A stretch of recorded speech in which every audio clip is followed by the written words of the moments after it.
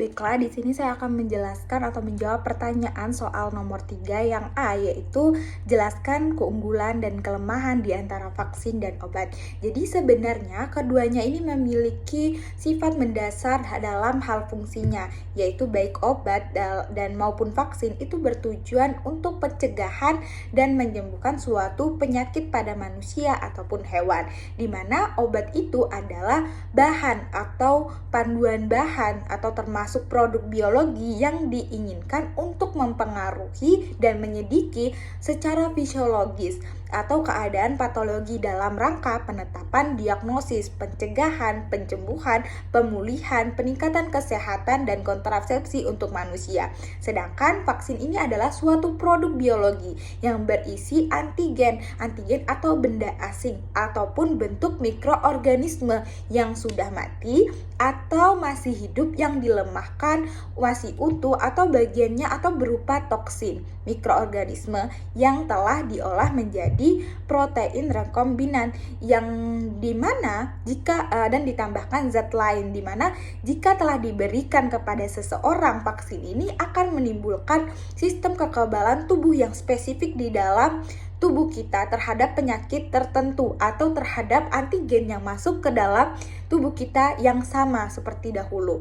Nah, jadi dalam dua pengertian antara obat dan vaksin, tampak ada perbedaan bahwa vaksin ini dibuat berdasarkan mikroorganisme atau suatu produk biologi yang berupa mikroorganisme atau virus yang sudah dimatikan atau virus yang masih hidup namun dilemahkan atau bentuk lainnya yang digunakan sebagai antigen di dalam tubuh kita, yaitu zat yang merangsang respon imun atau antibodi, terutama dalam menghasilkan antibodi. Antigen biasanya berupa protein atau polisakarida, tetapi dapat juga berupa molekul lainnya.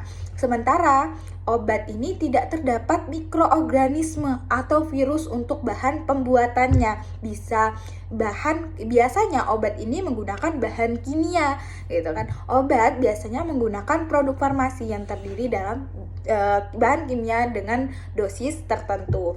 Nah, jadi keunggulan vaksin itu adalah mengurangi risiko penularan tubuh seseorang yang telah disuntikan vaksin akan merangsang antibodi untuk belajar dan mengenali virus yang telah dilemahkan tersebut. Dengan demikian tubuh kita ini akan mengenali virus dan mengurangi risiko terpaparnya, atau sehingga kita tidak mengalami